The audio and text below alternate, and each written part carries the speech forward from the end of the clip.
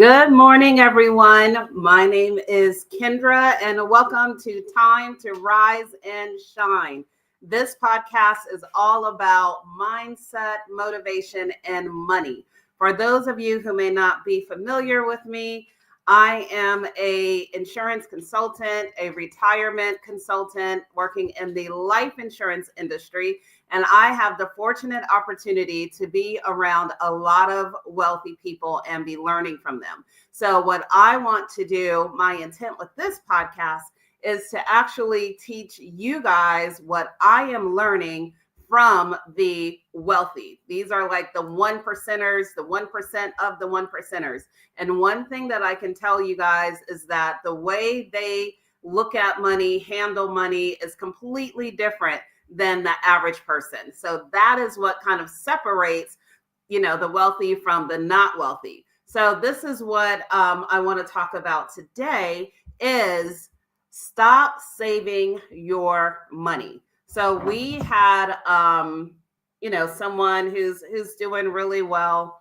And, he was really talking about how do wealthy people hold on to money versus people who are not wealthy, like average people, let's say average middle class, lower middle class.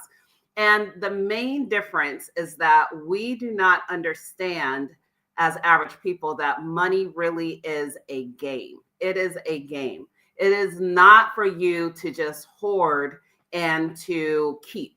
So if you think about the way that we were taught, right? We're taught to, go to school, we get a good job, and then, we start making money. And then where do people tell us to put that money? We put it in the bank, right? We want to save the money. And in our mindset, the more money we save, the more money we have. But when it comes to wealthy people, they don't look at it that way. They want their money to work for them. So it's not all about saving money and just accumulating this big pie. Because I don't know if you've done this lately. If you have not, please go do this. Go to your savings account and look at what percentage are you getting in interest a year. I can tell you, if you haven't looked at it, you will be very, very surprised. So it's not a lot at all. So for that reason, you're putting your money in the bank. That should be to pay your bills, for emergency fund. That's how wealthy people do it. They don't just accumulate just to have it. So then what do you do with your money? You find other sources to put your money where your money can work for you. So if you think about it, what is another way to kind of visualize this for people who are visual like me? What's another word for money? What is another word for money? Hey, Izzy, good to see you, girlfriend. Hey, Robert, good morning. Blessings to you. But what's another word for money? Think about it. What else do we call money? Currency.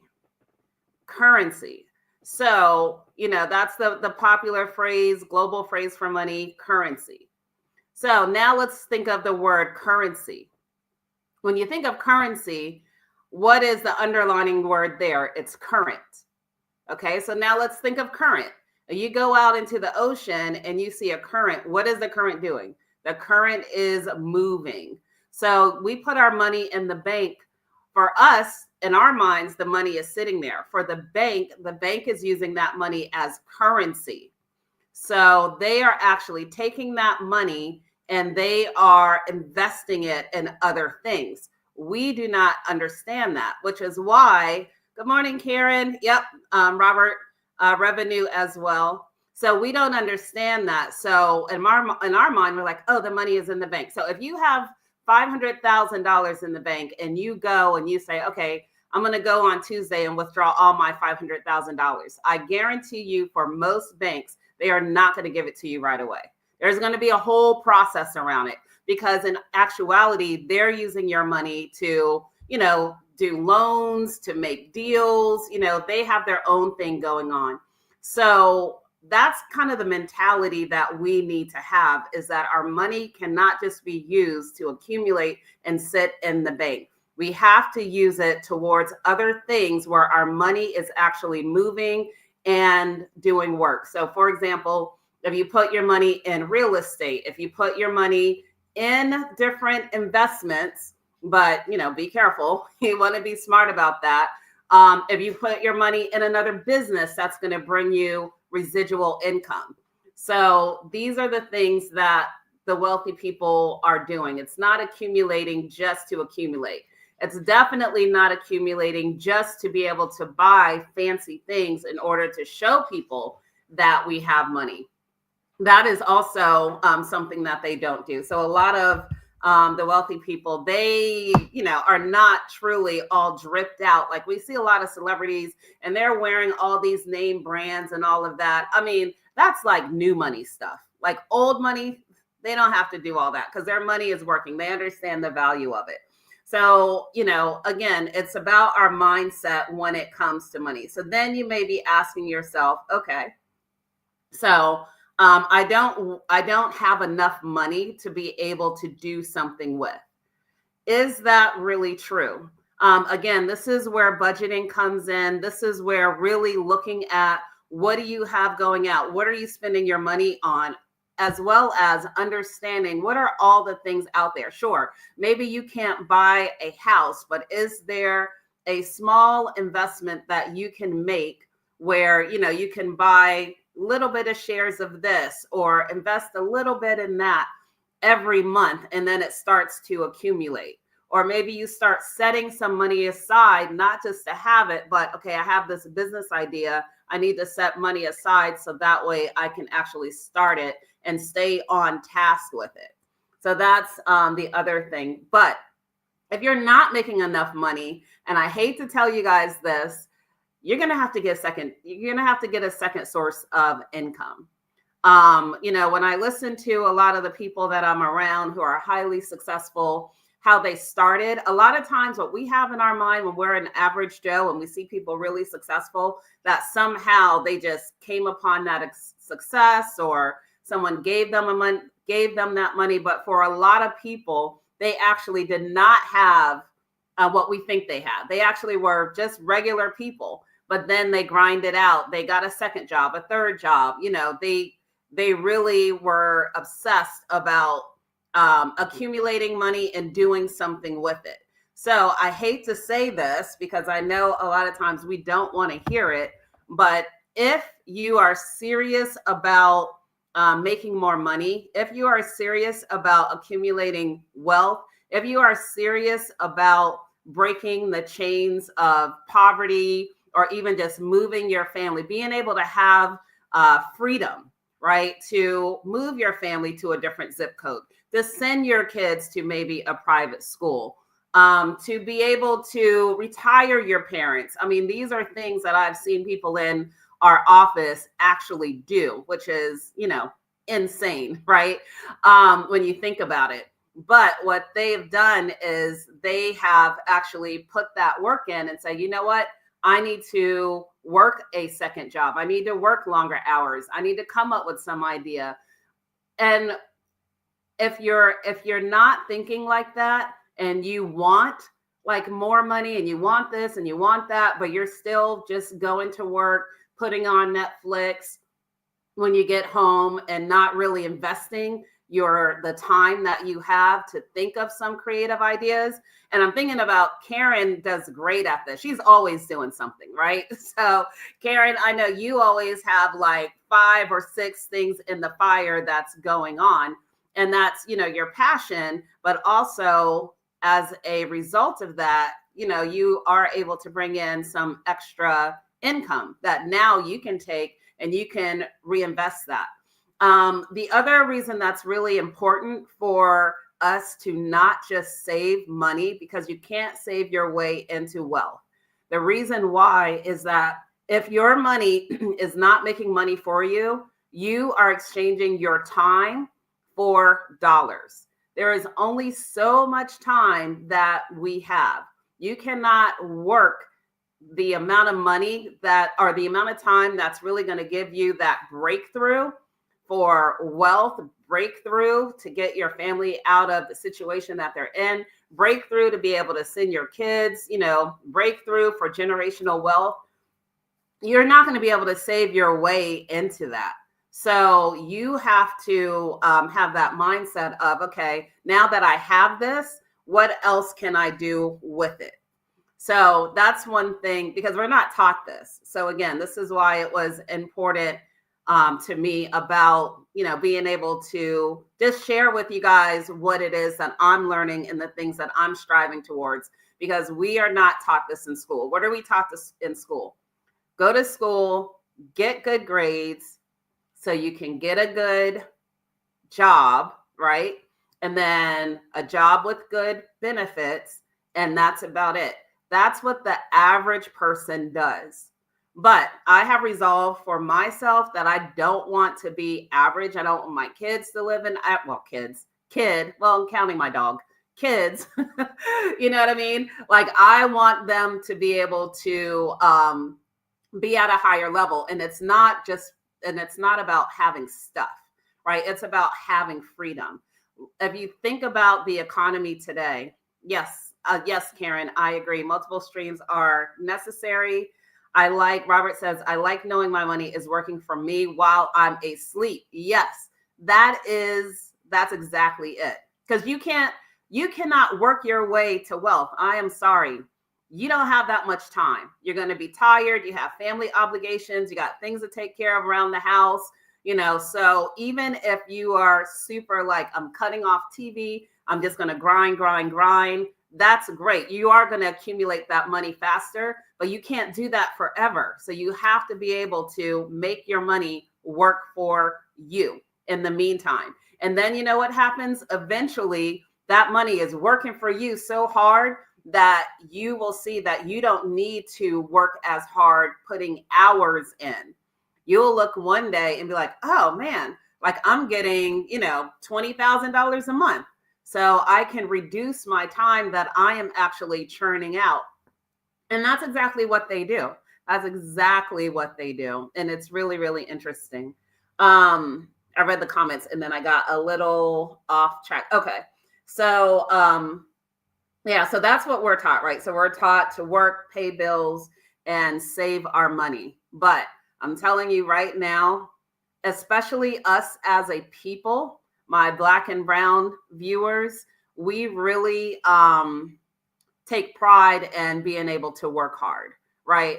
And take pride in being able to, like, okay, my mom worked hard, I'm working hard, our ancestors worked hard, and all that is fine and good. But what we are learning today with things that's happening in the world, when we look at the economy, when we look at the things that are being affected, that directly affects us, we have to realize that until we are in a position of power by money, wealth wise, that we're going to continue to have to depend on other people, right? And we're going to have to depend on this and depend on that. Once you start getting that residual income in, once you start accumulating that wealth and being able to pass that wealth throughout the generations in your family, what you will realize is that then you start getting around other people that are doing the same thing of different races. Now conversations are happening because now you're in the circle and now you have more influence. Now you get even more information on what is it that they're doing, right? Because what is it that we're taught? And I'm sorry, y'all, I'm going off on a little tangent today, but I'm gonna wrap it up soon. What is it that we're taught? What are the things that we're taught not to talk about at the dinner table? Don't talk about religion. Don't talk about politics. Don't talk about money. Do you know what, when wealthy people are around each other, you know what they talk about? All of those things. They especially talk about money. They're like, oh, so Bob, how is that investment doing? Where are you putting your money? How much money have you made on X, Y, and Z? They have those conversations, and we're talking like in a group setting. There's, of course, one-on-one, but there's also, they meet at cigar lounges. They meet, here and there, and they're talking about money because they understand the power that money gives them.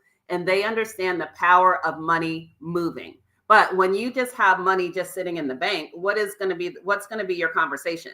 How much money do you have in the bank? Oh, okay. That's it. We don't even want to have that conversation with our friends, right? Because a lot of us would be, not too happy. And that's a lot of us Americans. I think the average American has less than $1,000 in savings. So that's not a conversation that we want to have. But with them, they have those conversations. What investments are you doing? How has this performed last month? Oh, how is that real estate property? How much money are you making off of X, Y, and Z?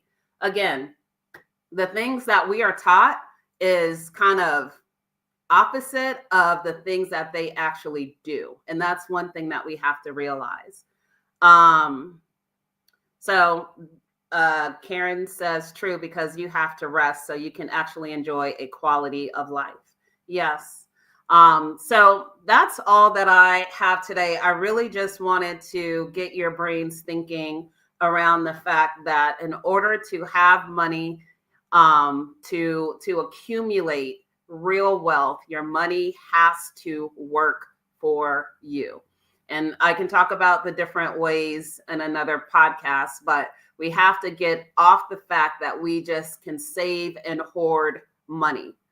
That's not going to bring you out of financial or bring you to financial freedom. Have to find a way so your money's working for you. And like Robert said, you'll know that your money is making money while you sleep. That is the ultimate, or should be the ultimate goal. All right. So a book that I would love to recommend, I have it over there, I'm not going to get up and get it, is Think and Grow Rich. That's a classic book. I think it was written in the 1930s. And I know you guys have heard that book, or at least you should have heard about that book. But Think and Grow Rich is a really great book because it really helps get your mindset around that kind of millionaire thinking mindset and not be ashamed about it. Understanding what your goals are. What is it that you really want? And again, not be ashamed that you want to accumulate wealth. You want more money. You need more money. Karen says we should also keep a lump sum in savings deposit for quick removal without having to report if over $10,000.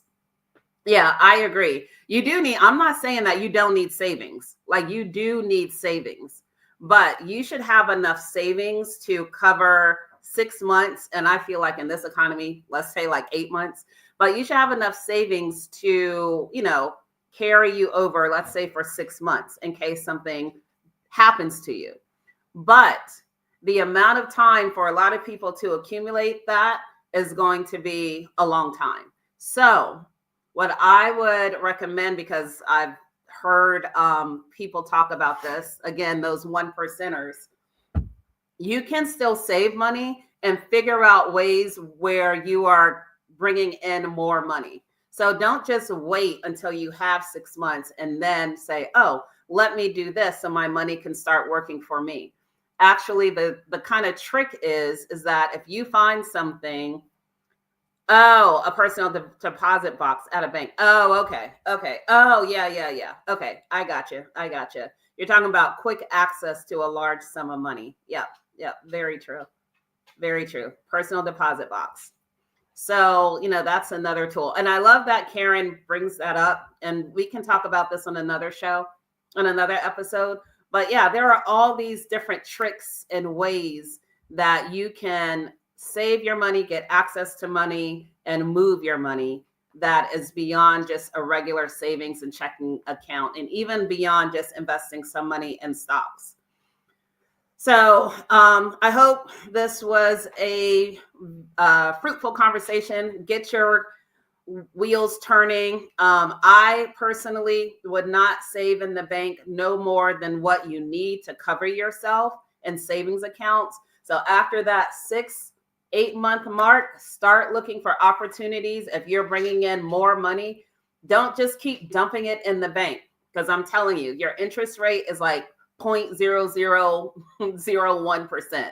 So you're not going to get a good return on that. find opportunities, whether it is real estate or other things, where your money can start earning you residual income. All right. So you're welcome. Thank you guys for tuning in, especially on a Friday morning. I hope you enjoyed the rest of your weekend, and drop your comments, drop questions. And I'm thankful for you guys again for tuning in today. Enjoy the rest of your weekend. Happy Friday, and let's get it. Bye.